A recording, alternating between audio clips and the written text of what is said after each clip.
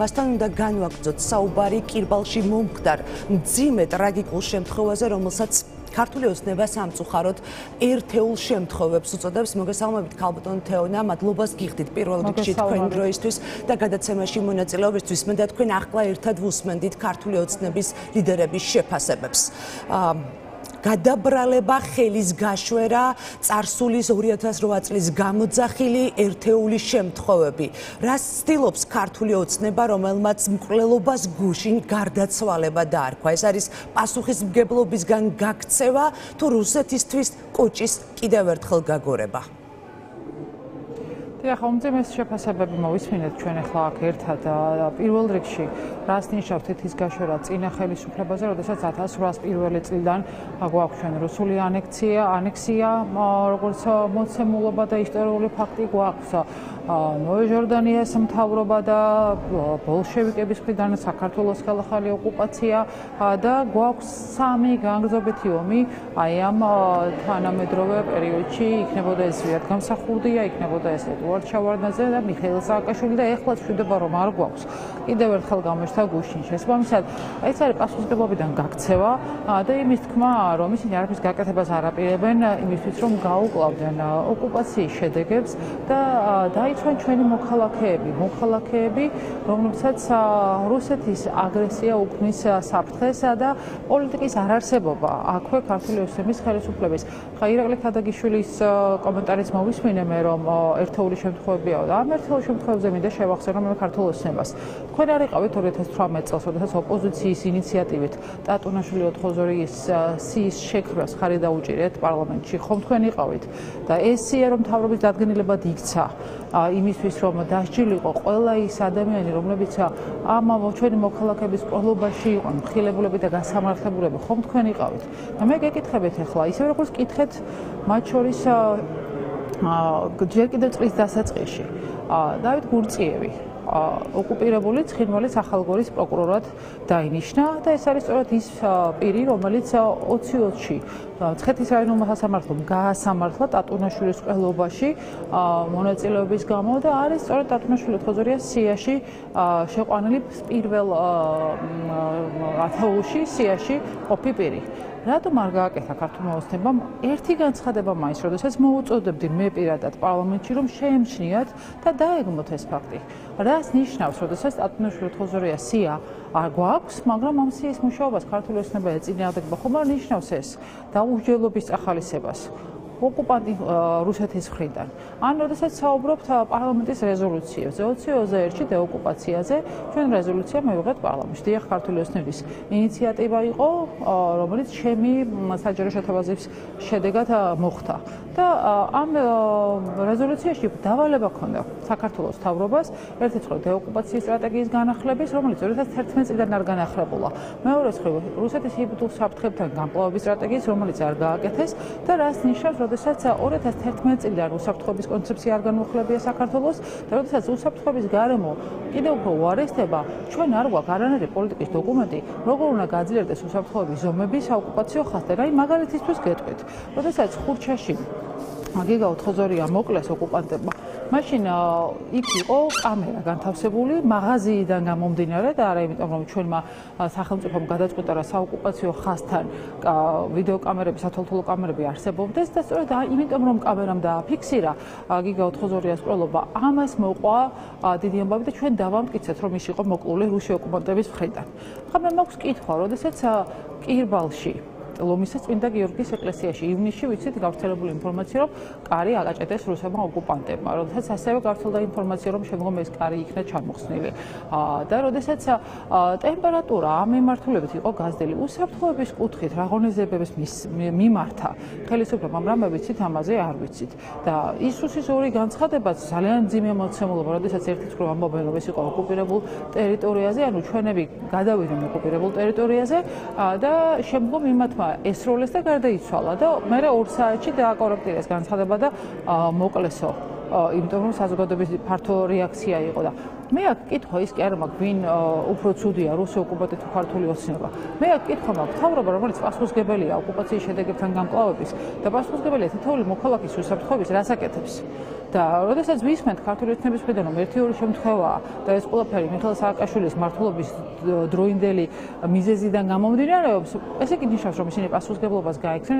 ესე იგი ნიშნავს რომ სტრატეგიას როდესაც არ აახლებენ, როდესაც სიას ტატუნაშვილი ოთხოზორიასი არ ამოქმედებენ, ეს ნიშნავს რომ კიდევ უფრო აძლიერებენ რუსეთის გავლენებს და კიდევ უფრო დაუცველს ტოვებენ საქართველოს და რას ეუბნებიან იმ მოქალაქეებს, რომლებიც საოკუპაციო ხაზთან ცხოვრობენ და ყოველდღიურად უწევთ გამკლავება რუსეთის მხრიდან აი შიშის ზონებს ეძახიან ხო ყველაფერს და იგივეს გვეუბნება ოცნება რომ უნდა გეშინოდეთ და ეხა პროვოკაციები არ გვინდა და მთავარია რომ ერთი-ორი შემთხვევა არ აუშავს და რომ მთავარია მშვიდობა ხალხო არ არის ეს მშვიდობა გადით საოკუპაციო ხაზთან ეხა ირაკლი კობახიძე რომ გამოდის რომ ლაპარაკობს რომ ჩემი მემკვიდრეობა წინა ხელისუფლების მემკვიდრეობა და ღიად ამბობს რომ არასოდეს არ ყოფილა საოკუპაციო ხაზთან საკუთარი თვალით ნახეთ რა მდგომარეობაა იქ და არგაღიზიანების პოლიტიკა სადამდე მიიყვანა ქვეყანა ჩვენ მთელი ამ ხნის განმავლობაში ვისმენთ რომ მშვიდობის არგაღიზიანების პოლიტიკას მიჰყვება ქართული ოცნების ხელისუფლება არგაღიზიანების პოლიტიკამ რეალობაში სადამდე მიგვიყვანა იქამდე რომ ჩვენს კონტროლირებად ტერიტორიაზეც შეუძლიათ რუს ოკუპანტებს თამამად გადმოვიდნენ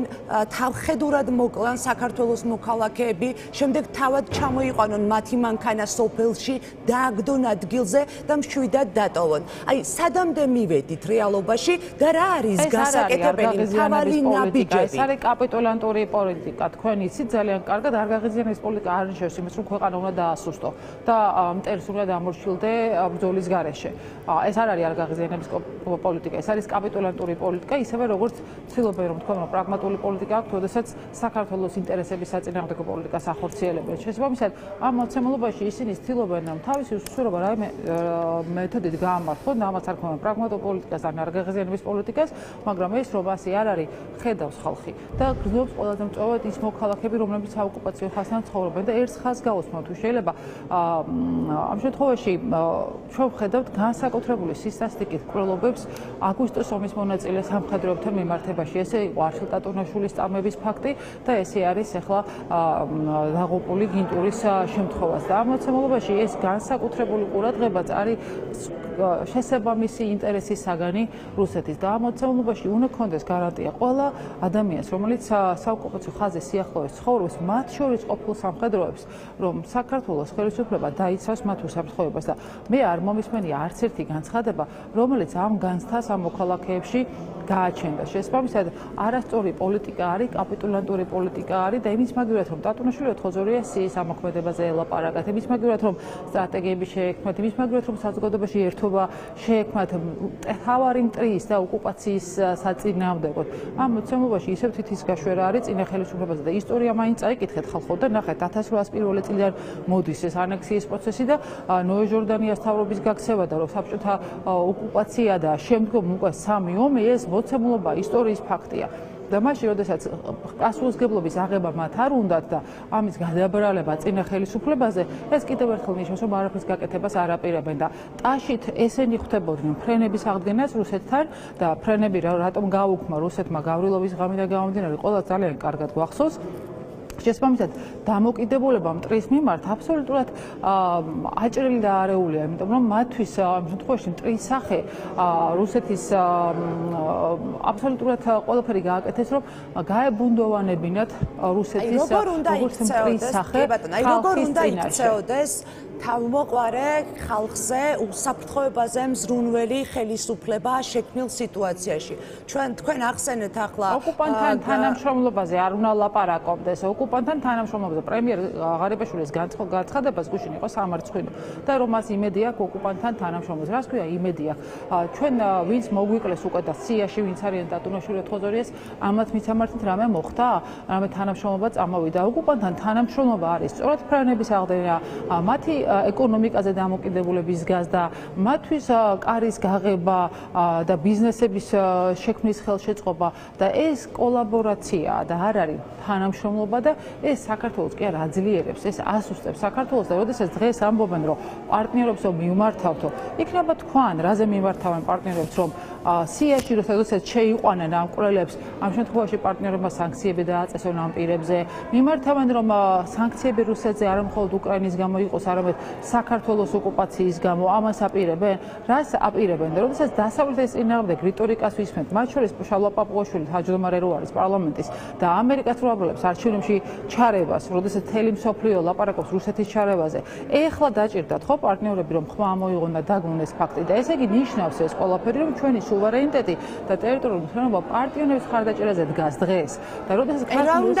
უნდა ხდებოდეს დღეს ეს არის დემარში განცხადება საქართველოსი. აი როგორ ჩვენ მოვისმინოთ რომ დიპლომატიურ დემარშს ჩვენ არ ვაპირებთ რეზოლუციას პარლამენტი უნდა იღებდეს შესაბამის რეზოლუციას, რომელიც შეაფასებს ამ მოვლენას, მოუწოდებს მთავრობას განახორციელოს შესაბამისი მოქმედებები, იქნება ეს და ოკუპაციის სტრატეგია, უსაფრთხოების სტრატეგიები, მათ შორის სტატუნაშვილი 428-ის, რომელიც მთავრობის დადგენილებით არის დამტკიცებული, ამისი რეალური ამოქმედება, იმიტომ რომ არაფერი არ გაუკეთებიათ, გეუბნებით, აგერ პროკურორმა დანიშნეს ოკუპირებულ ცხინვალში გურწიები, რომელიც სტატუნაშვილის ყოლობაში იყო მხილებული და ხმა არ ამოიღო ქართულ მოსემამ, ის მაინც შეეთქვა, რომ ვაპროტესტებ, იმიტომ რომ ის დამნაშავეა და ჩემმა სასამართლომ ის გაასამართლა. აი ამისი შეეშინდათ რომ ეთქვათ და ეხლა მხოლოდ თითის გაშვერა და გადაბრალება არის წინა ხელისუფლებას და არა რეალური მოქმედებები და პასუხისმგებლობიდან გაქცევა. ვუწოდებ მე ამას სხვა არაფერს. პარლამენტმა წესით ეხლა უნდა მიიღოს რეზოლუცია, სადაც იქნება მოწოდება მთავრობაზე, სადაც იქნება შეფასება ამ მძიმე მკვლელობის და სადაც იქნება მოწოდება პარტნიორებზე და ძალიან მაინტერესებს პარლამენტში ზოგადად რას ფიქრობს ქართული ოცნება გარდა იმისა, რომ თითი გაიშვიროს წინა ხელისუფლებაზე და არ გაახსენდეს, რომ შევარდნაძის და გამსახურდიას პრეზიდენტობის დროსაც ჰქონდა ჩვენ რუსეთთან ომი, თუმცა ამ შემთხვევაში მათ არ აწყობთ ისტორია, როგორც ესეთი, რომ რეალობა თქვან, ისტორიას ფაქტობრივ ისინი აყალბებენ ამ ნარატივებით და პასუხისმგებლობისგან გარბია და მოცემულობაში რეზოლუცია იქნებოდა საპარლამენტო სწორი ფორმა და მოწოდება მთავრობაზე და პარტნიორებზე შესაბამისი რეაგირების, შესაბამისი დავალებების მიცემის, რაც არის პარლამენტის კონსტიტუციური ფუნქცია. მადლობა თქვენ. მადლობა. ვუსმენდით თეონა კუბარდიას, რომელიც ამბობს, რომ ეგრეთ წოდებული არ გაღიზია